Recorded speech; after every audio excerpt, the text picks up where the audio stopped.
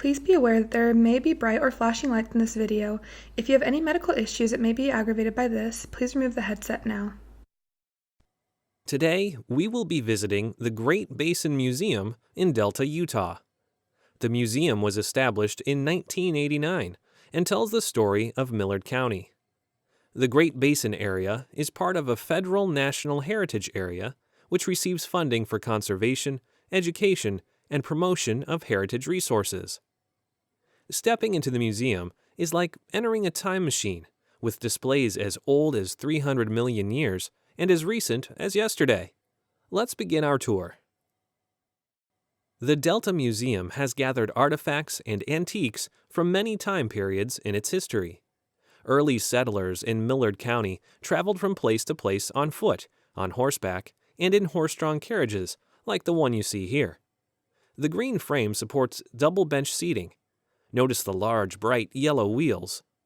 A vehicle like this could travel between 10 and 15 miles per hour to take a family to town or for a visit to relatives in a neighboring community. Even though the seats are padded, the ride would have been bumpy over mostly dirt and gravel roads. In the center of the room, you can see a large model train complete with buildings, trees, and water towers. Trains were an important part of life in small Utah towns, and this display is a representation of the old Lindell Railroad stop north of Delta. Notice all the railroad memorabilia displayed on the floor surrounding the model train. Although common to us, back in 1804, when the first steam engine was invented, trains were a big deal. Residents of towns like those in Millard County could travel up to Salt Lake and back in hours rather than days, and local products could be shipped out of the county to bigger markets with more customers. More customers meant more business, and more business meant more money. With the invention of the automobile in 1885, horse-drawn carriages were a thing of the past. Early cars like the black four-seater in this exhibit had a maximum speed of 40 miles per hour. With their popularity came a need for paved roads and highways, allowing people to travel both in and out of state with ease. The museum has a large collection of other common items used in the 1900s: manual typewriters, old black and white console television sets, a Victrola record player with a huge brass horn speaker, as well as old rotary telephones. They seem out of date and old-fashioned to us today, but when new, they were considered the height of technology. The earliest evidence of prehistoric man in Utah was discovered in Millard County. Archaeologists have found remnants of human habitation that existed nearly 9,000 years ago. These ancient people lived at a time when most of this valley was covered with water, a huge lake that we refer to today as Lake Bonneville. These early residents built shelters along the banks of the lake and spent their time raising families, hunting big game, and harvesting vegetation and fish from the nearby marshlands and lake for food. For hundreds of years, large mammals roamed the earth: horned bison, American elephants, camels, lions, saber-toothed cats, and ground sloths. When was the last time you saw a wild camel or saber-toothed cat while you were out on a hike or camping with your family? Never, because these animals have long since become extinct. Scientists believe this is partially due to the skill these early people developed with a special razor-sharp spearhead called a clover blade. This blade was an efficient method for hunting and contributed to the eventual extinction of these species. Prehistoric man was followed by a culture called the Fremont, who lived in Millard County from 180 to 1301 AD. They were farmers and grew corn, beans, and squash. Later, Shoshone and Paiute Native Americans took up residence and raised crops including amaranth, an especially healthy grain that has recently been rediscovered and is available in grocery stores and eaten by people today. Pioneers came to the valley in the 1800s, and like the many cultures before them, they began to farm the fertile valley soil. Most of the farm work was done by hand, with metal tools, or with large pieces of farm equipment that was pulled by horses and mules. you can see a selection of early farm tools mounted on the wall behind the case. The museum also has a display of antique medical equipment that would have been used by doctors and dentists. Notice the green dental chair, the steel examination bed, and the wicker wheelchair. Millard County has many geological features that make it a mecca to rockhounds looking for fossils, gemstones, and ore. Rockhound is a nickname given to people who are interested in searching for and collecting different types of rocks and minerals. Prehistorically, Millard County was part of the huge lake that covered parts of Utah, Nevada, and Idaho. Lake Bonneville eventually dried up, leaving many smaller lakes that we are familiar with today, like the Great Salt Lake and Utah Lake.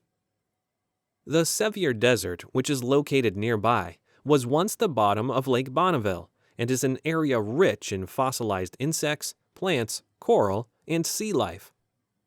The Great Basin Museum has an impressive collection of these fossils, some dating back as far as 300 million years ago. Topaz Mountain, 36 miles northwest of the museum, is known for an abundance of semi-precious minerals. A wide variety of gems have been found there, including topaz, red beryl, garnet, amethyst, opal, and hematite. Millard County is also the home to many volcanoes that are now extinct. Even so, there are still places like Black Rock or Great Stone Face where visitors can see ancient solid lava flows. Volcanic rocks are also on display at the museum. Some rocks and minerals give off their own light in different wavelengths, and the museum has a display of these as well. Besides the rocks and minerals, there is an interesting display of World War I and II pictures, medals, newspapers, and other memorabilia. Besides having many residents of Millard County that fought and died in the war, local mines and ironworks played an important part as well. Artillery, U-boats, and fighter planes used in the fighting were built out of iron and steel, some of which was made in this area. Spanish explorers searching for gold passed through the Delta area, followed by trappers and explorers in search of animal pelts that they could take back east and sell. Millard County also attracted miners in search of tungsten, iron, and gold deposits in the surrounding mountains. But there were others who came to the Big Basin to build homes and start a new life. Homesteaders, as they were called, settled in the valley and built homes made from logs with mud or clay to seal the openings between them. Unlike homes today, log cabins generally consisted of 1 or 2 rooms and were very small. Toilet facilities were located outside in an outhouse, and bathing was done once a week using a big metal pan like the one against the wall. This pan was also used to wash dishes after dinner and clothes during wash day. Iron stoves were used to cook meals, but were also used to help heat the house, boil water for baths, and warm the flat iron like the one seen on the ironing board here. Hot irons were heavy, and when heated, did a good job at pressing out wrinkles from shirts and dresses. Living so far away from the large cities up north meant that early settlers didn't have access to a lot of store-bought furnishings, so they went out of their way to make their homes as appealing and comfortable as possible. Things like pillows, quilts, rugs, and clothing were sewn by hand. Without electricity, the cabins got dark at night. Kerosene lamps like the one on the table and candles were used for light. The mattress on the bed might be stuffed with goose down, but more often it would be filled with cut grass, straw, or buffalo hair. This made for an itchy night's sleep, and it didn't stay very warm in the winter, but it was better than sleeping on a hard wooden frame. These small communities relied on the local general store for daily needs like sugar, salt, and flour. Specialty items could be ordered in, but the store generally carried a good supply of canned, boxed, and tinned foods. The 1800s were a time referred to as the Industrial Revolution. Inventors all over the world were creating new machines to make normal, everyday household, farm, and manufacturing tasks faster and easier to complete. On the green platform is a replica of a McCormick Reaper, invented by Cyrus McCormick. This machine was pulled by a horse or mule through a ripe wheat field. The spinning rake-like pieces held the stalks in place, while the grain heads were cut by a sharp blade. This machine revolutionized the harvesting of wheat. Before the invention of the reaper, farmers harvested their wheat by swinging large, sickle-shaped knives back and forth, and then gathering the grain heads by hand. The ability to harvest grain faster and more efficiently meant that farmers could grow larger wheat crops and make more money when the grain was sold. These newly invented farm machines came in all sorts of different shapes and sizes. Separating machines, like the small red table in the front, had all kinds of handles and tilting shelves, while others, like the big red wagon in the back with a long metal chute, looked something like a large metal elephant on wheels. It was an exciting time to be an inventor. If you look toward the back of the room, you will see a great example of a case steam tractor that once powered a sawmill near Swassee Mountain. This brightly colored vehicle in red, green, and black was made to pull plows and other farm equipment, removing the need for horses and mules. Steam engine motors ran everything from tractors to automobiles and trains, but were eventually phased out in the 1920s.